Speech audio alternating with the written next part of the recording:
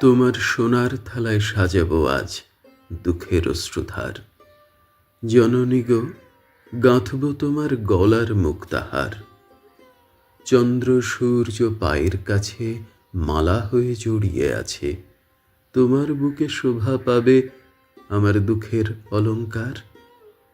ধনধান্য তোমারই ধন, কি করবে তা কও।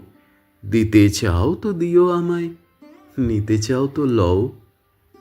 দুঃখ আমার ঘরের জিনিস, খাঁটি রতন তুই তো চিনিস।